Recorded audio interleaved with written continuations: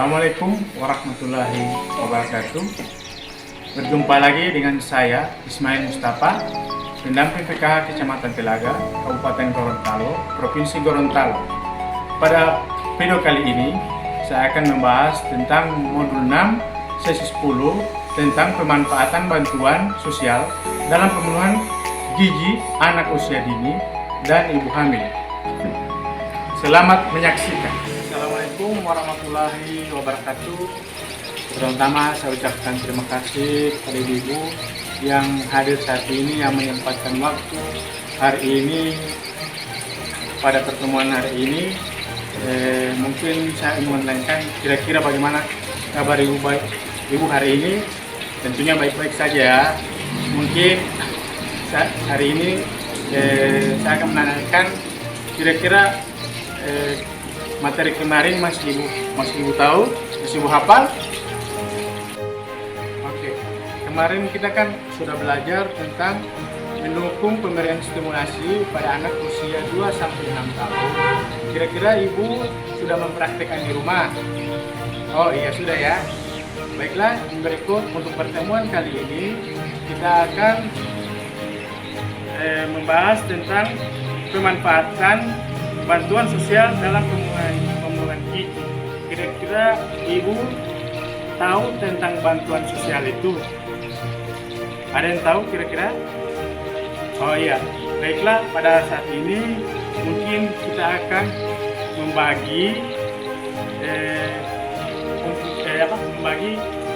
apa itu bantuan sosial.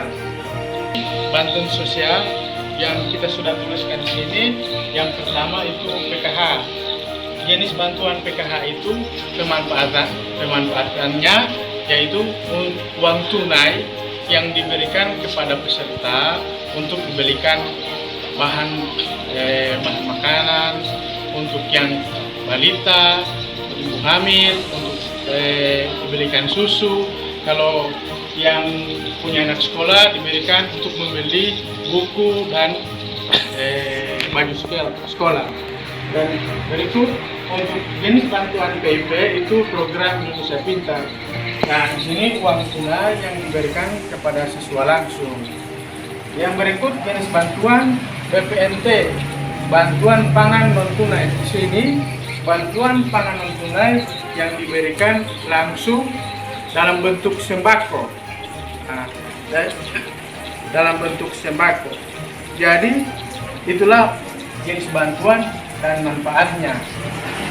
Pada bantuan BPNTN ini diberikan agar anak itu menjadi sehat dan tidak stunting.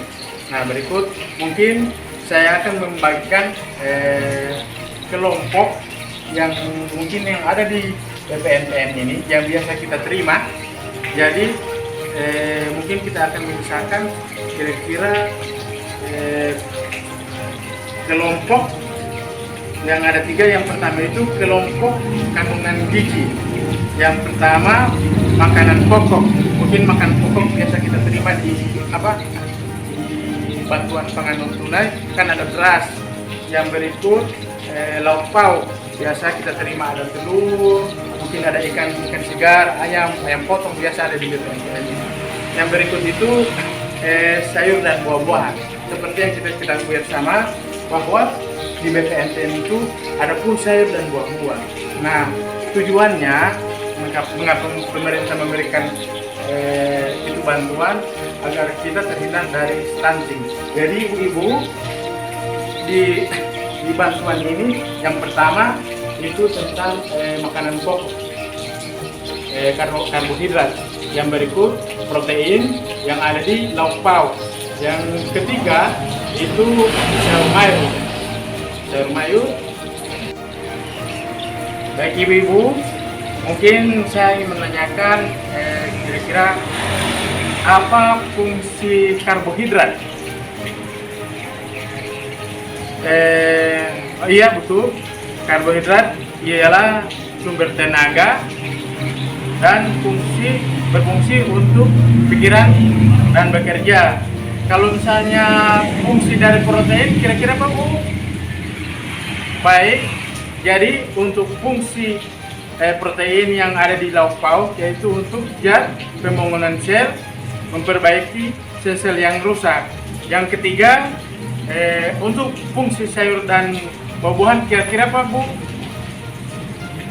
Baik, untuk membantu proses kerja tubuh, mencegah berbagai penyakit. Oke, mungkin di situ makanan yang dikonsumsi oleh ibu hamil harus memenuhi gizi seimbang seperti yang ada di piringku. Mungkin saya sampaikan ada 10 pesan menu gizi seimbang. Yang pertama, syukuri dan nikmati aneka ragam makanan. Yang berikut, yang kedua, yaitu banyak makan buah dan sayur. Baik. Yang ketiga, biasakan mengonsumsi lauk pauk yang mengandung protein tinggi. Yang berikut, yang keempat, biasakan mengonsumsi aneka ragam makanan pokok. Yang kelima, pesan gizi seimbang, yaitu batasi konsumsi makanan yang manis, asin dan berlemak. Yang keenam, biasakan bangun pagi untuk sarapan. Yang ketujuh, yaitu minum air secukupnya. Yang kedelapan, lakukan aktivitas fisik yang cukup untuk mempertahankan badan kita selalu ideal, jadi tidak ada yang gemuk-gemuk. Yang kesembilan, biasakan membaca label pada kemasan pangan. Jadi sebelum kita membeli biasa di apa, jadi kita harus melihat label, jangan sampai sudah kadaluarsa. Yang ke-10, jangan lupa sebelum makan kita mencuci tangan dengan sabun dan air yang mengalir. Jadi untuk menjaga anak kita tidak stunting, jadi kita harus mencuci tangan dengan sabun. Baik ibu-ibu, mungkin saya tanyakan sini, kira-kira ibu memasak bahan pangan itu agar nilai gizi tetap baik, kira-kira bagaimana Bu? Kira-kira caranya seperti apa? Oh baik, ibu biasa memasak mengukus. Baru yang lain, oh iya, memanggang. Yang lain kira-kira, oh menumis ya, oh iya. Jadi di sini cara memasak yang sederhana agar giginya tetap baik, yang diberikan untuk MPASI, makanan pendamping ASI, yaitu kita bisa memasak yang kita pernah beli di BPNTN yang sembako. Kita bisa merebus, mengukus, memanggang, menumis agar nilai gizi itu di dalam pangan itu tetap utuh. Tapi kita sebelum memasak merebus, kita harus membersihkan dulu, mencuci agar tetap terjaga kebersihan. Oke, setelah kita memasak, merebus, mengukus, memanggang, menumis, setelah itu kita sajikan makanan yang kita masukkan tadi. Kemudian untuk anak yang memasuki 6 bulan perlu diberikan makanan pendamping ASI agar anak tersebut terpenuhi kebutuhan gizi secara seimbang. Dan untuk ibu hamil perlu mengonsumsi makanan yang bergizi yang seimbang untuk memastikan janin sehat dan tidak terkena stunting. Jadi mungkin sebelum saya akhiri pertemuan ini ibu-ibu, mungkin saya akan mengulang kembali.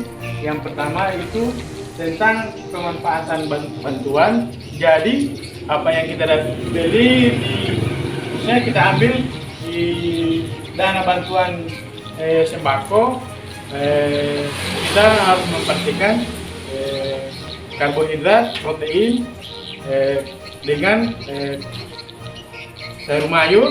Setelah itu kita masak, dan ketika kita ingin mengetahui lebih lanjut untuk permasalahan stunting, bisa menghubungi SDM Kesos. Nanti fasilitator akan membantu beserta KPM untuk dirujukan ke puskes atau ke dinas kesehatan. Mungkin hanya itu dari saya. Lebih dan kurangnya saya mohon maaf. Wassalamualaikum warahmatullahi wabarakatuh.